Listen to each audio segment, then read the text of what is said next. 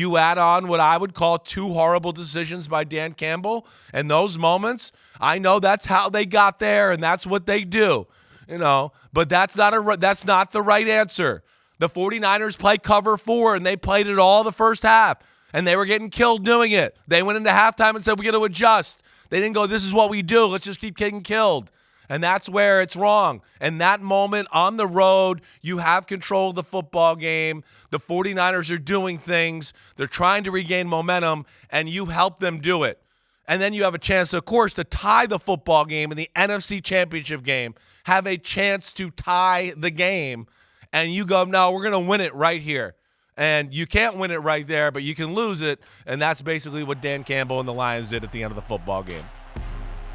Okay, so it's funny. I have a dilemma here. We both really want to talk about Dan Campbell's decisions, even though I'm trying to keep us on track with the 49ers. It keeps going back there, Mike. I'm sorry. But you know what? But here's the thing. Yeah. I understand there's not going to be many Lions fans watching and listening today. They're going to be on media blackout. But for football fans generally, these are important points. And this is where... And I'm already pissed off the analytics crowd, and I don't care about pissing them off anymore. I think what's happened is this whole analytics concept has been around long enough that people are starting to understand the limitations of the mindset. And the great irony here is, and I think I've finally figured out an example of irony. They call it analytics, which has a highfalutin, highbrow, high-thinking vibe to it. It's analytics, right? We're smarter than you because we use analytics. But analytics can create situations where you become stubbornly reckless because you just do this. We do. We're being aggressive. Analytics, be aggressive. And you set aside the calm, thoughtful, strategic thinking. And that's the challenge. It's like you got a boxing ring and you got a table with a chessboard. You go to the boxing ring and you kick the shit out of the opponent for a while. And then there's a point where you got to go to the chess table. There's a point where you've gotten your victory in the boxing ring. You're up 17. Now you got to be smart. Great first half. You know what the second half is about? It's about milking the clock. It's about getting to 0-0-0 in the fourth quarter. It's about getting out of there with a win.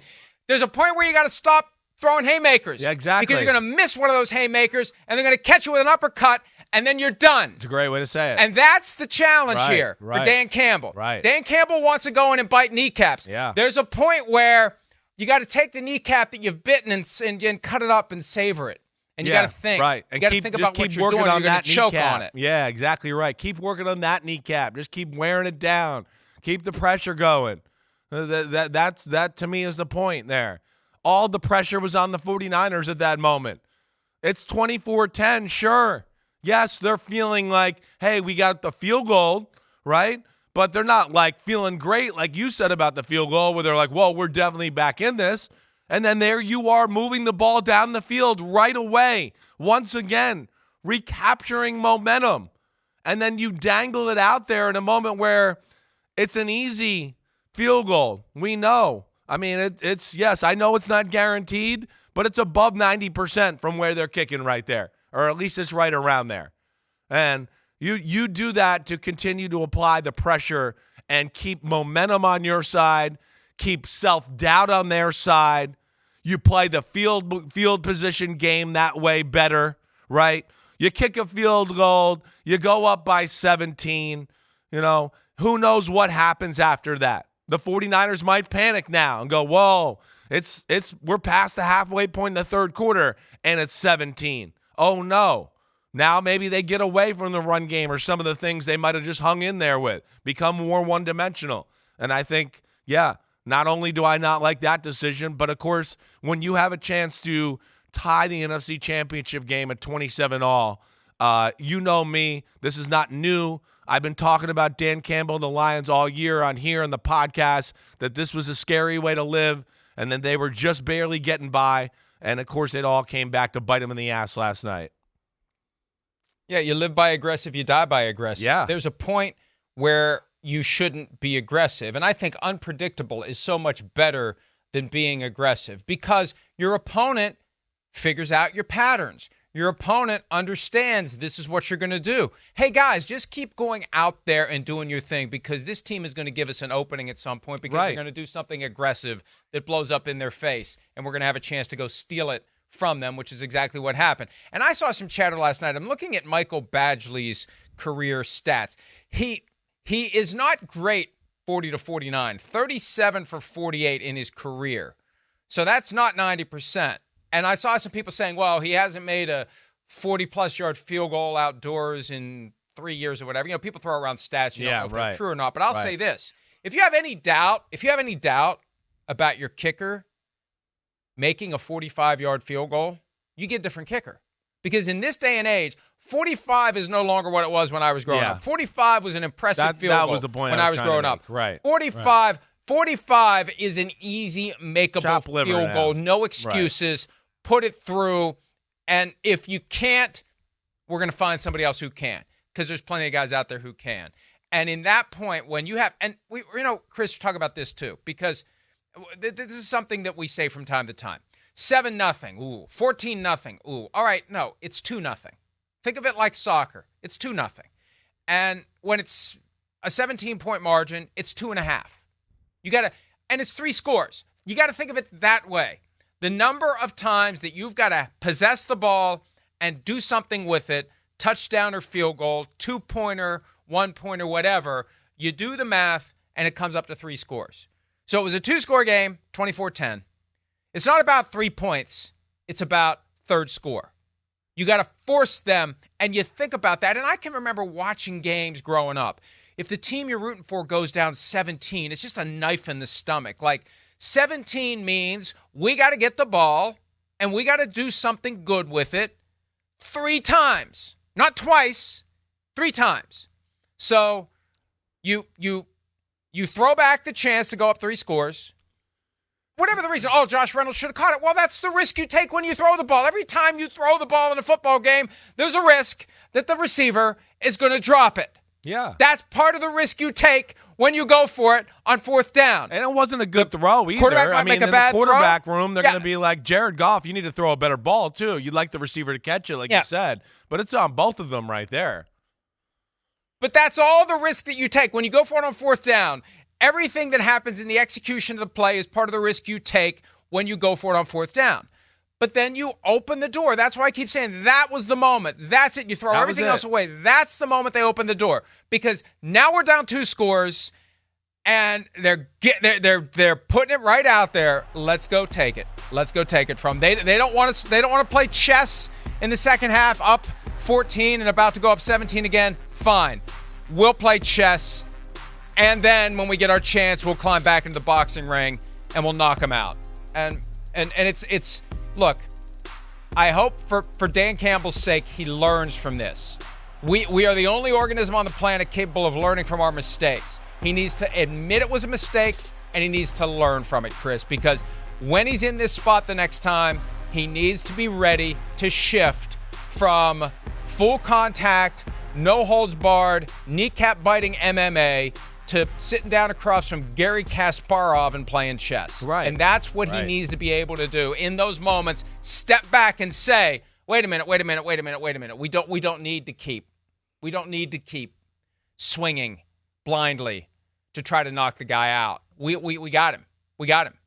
Let's just go. Let's get to 0.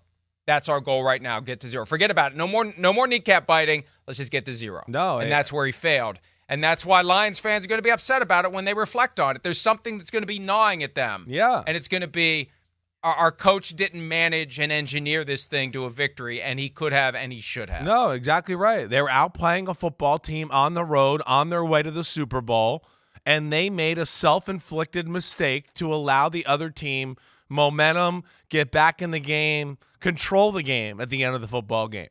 It's almost like they were more living by like, hey, that's our slogan right there. I gotta live to that slogan I put on the door. Aggressive, aggressive, aggressive. When in the fact of the matter is, if you kicked a field goal, went up 17, you win the football game, everybody would have gone like, man, those aggressive Lions, they came in, not scared of anything, throwing the football, third down conversions, and just kept the pressure on the 49ers all night long. They were just aggressively the better team all night.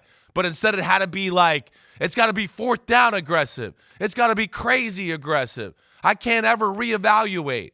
And that's been the issue with them all year, period.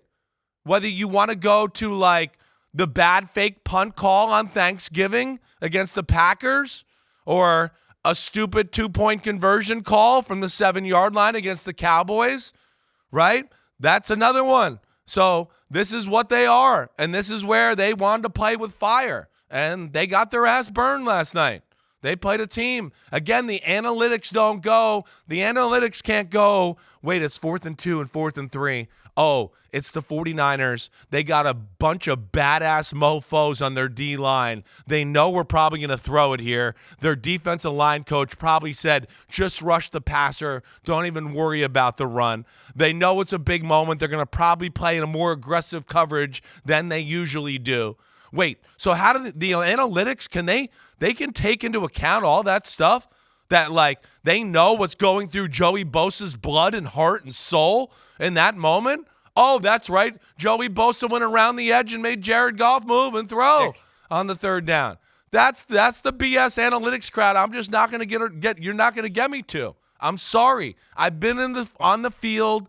I've seen the emotions and what it does on the sideline, and I'm not trying to be like I played guy and all that, Mike. I hope you know I'm not taking it that way. But I've felt those moments before.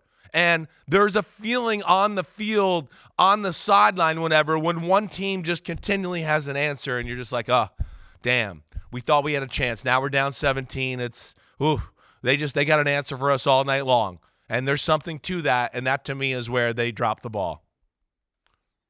Well, and people far smarter than me have explained this, and it's absolutely right. The numbers that we see, the percentages that we see, when the ESPN graphic at the bottom of the screen says go, and I think it only has one setting, go. ESPN analytics say go. I've never seen it say anything other than go. Those numbers are all the product of thousands of iterations over and over and over again. And, we've talked about this before, like 48.9%, you'll make it, 43.2% or whatever. And at times it's like, it doesn't matter because there's only one shot when you're trying to get to the Super Bowl. You have one iteration. You have one moment. And you have to take into account everything that is happening in that moment. That's why experience matters for a head coach. That's why I continue to be astounded. Although I understand why certain team executives and general managers and other people in other departments don't want Bill Belichick to come in and fire everybody. You want Bill Belichick on that sideline. You want somebody who's been doing it 50 years, not somebody who's been doing it 3 years. You want somebody who understands how to process all that stuff, all that emotion, all those times that he's been in that fray. Right. And he understands instinctively what's right to do. And it's not just, hey, I'm always aggressive, I'm going to keep being aggressive. And that's why I say I hope Dan Campbell learns from this. You can't just say, I'm always this or I'm always that, because then you become predictable and your opponent can figure out how to beat you because you're too predictable. And they're going to use that against you. Let's hear from Dan Campbell talking about the decisions, the two key decisions in the second half on fourth down where they could have gone up 3 scores with 7 minutes left in the third quarter, and then they could have tied the game with 7.5 minutes left in the fourth. Here he is. I just felt really good about us converting and getting our momentum and not letting them play long ball. They were bleeding the clock out. That's what they do. And I wanted to get the upper hand back. And it's easy hindsight, and I get it, I get that. But I don't regret those decisions, and that's hard. It's hard because, we didn't come through. It wasn't able to work out, but I I don't. And I understand the scrutiny I'll get. That's part of the gig, man. But, we just didn't work out. He's teetering toward understanding the problem. He's getting there. He's not going to admit that he regrets it in that moment. But when he said, we want to keep the upper hand or whatever, you had the upper hand. You had the upper hand. Right. Well, the field goal gives you the upper hand. Exactly. The field goal gives you 3 scores. And he says they were bleeding the clock, and I want to go challenge flag. That up to that point, when it was 24-10, they were not bleeding the clock yet. They had not been that offense yet. So that wasn't – I don't know if that kind of takes him into like a – that was the second one. That was the second one, I guess, is what he's saying. That's where it kind of got him. I guess you're right. Yeah. Maybe that's what he's mean. Because certainly it wasn't a case of the first one, right? But the second one, okay, if that's his logic, I still don't love that logic. You're right, but yes, I think you're there's a little bit of like realization of it as he's talking there, Mike. I don't disagree with you there. The second one, I can get behind the idea,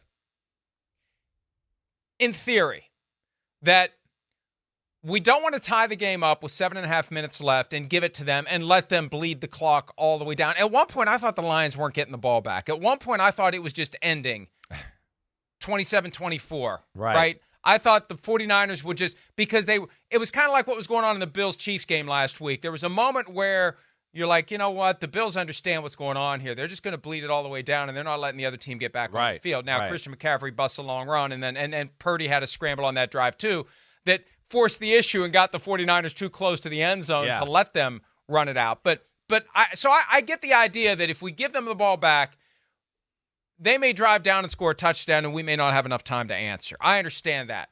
The earlier one, though, you throw back the chance to go up 3 scores again. And let him bleed the clock. Go ahead. We're up 3 scores. Bleed the hell out of the clock. Go ahead. Take all the time you want because we saw it in the earlier game where the Ravens just like, do they realize it's the fourth quarter? Like, hey, we're taking our time. No. There's a sense of urgency. And see, that's the key. And this is where analytics cannot, because they'll say, oh, we have a formula for that. Bullshit. Sorry, say it, don't spray it. There's a point where you just have to understand the sense of urgency that you put into that team.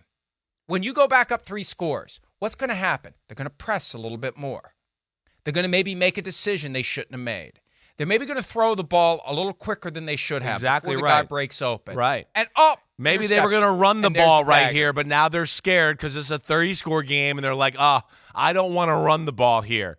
And now all of a sudden the game becomes a little bit, one-sided and a little predictable because now they're worried about not running the ball and the clock, and they're throwing the ball, which is going to help you as a defense, and you're going to be able to play that tendency. So I'm with you. That to me is 100% where they drop the ball. And I think, you bring up a good thing. Hey, the 49ers are legit, Mike, like we know, right? I mean, they're talented. This ain't their first rodeo. They still got a number of guys that were a part of the team that lost to the Chiefs in the Super Bowl 4 years ago. So they understand what this type of football is like. And this was the first time we saw them in this kind of position in this kind of game, right? And that's where, hey, look at Kyle Shanahan. You talk about Dan Campbell experience. He's taken a lot of lumps over the years about blowing leads, maybe not doing things the right way. That experience is probably made Shanahan better in these situations, let alone now he's got a quarterback that can do these type of things. And they totally took control of the second half after that moment. I mean, 5 straight scoring drives, just right down your throat, kind of do whatever they want. Once that Brandon Ayuk, off the helmet or off the defender catch, and then the Jahmyr Gibbs fumble right after that, you went, the 49ers are back. And, yeah, that's where it's refreshing to see the 49ers break down barriers this way. Not only for Shanahan and because he's taken a lot of crap for blowing leads, but, yeah, they've been a lot of talk about them not coming back late in football games and being one of those type of teams. And here's 2 weeks in a row they've done that. And, of course, that'll serve them well with the next animal and beast they got to deal with as far as the Kansas City Chiefs and Patrick Mahomes. Absolutely. And that throw and catch, I mean, shades of Lynn Swann in Super Bowl 10. Incredible. Not exactly apples to apples, but the kind of catch you rarely see. And it's the kind of thing, and this is what I love and hate about this game. Because for all the effort, all the work, all the preparation, all the time, all the investment, all the hours away from your family, everything you do to try to engineer an outcome, what happens? Yeah. Crazy fluky bounce of the ball. Right. Right? Right. That just happens to, now, great athletic play by Brandon Ayuk, but at least it was within the range of a makeable play. That ball bounces a little bit to the left or the right, and he's got no chance at it. It's all about those moments, and it's a combination of skill and luck, but luck is part of it. Hi, it's Mike Florio. Thanks for watching PFT on YouTube. Hit subscribe for the latest news and analysis from Pro Football Talk.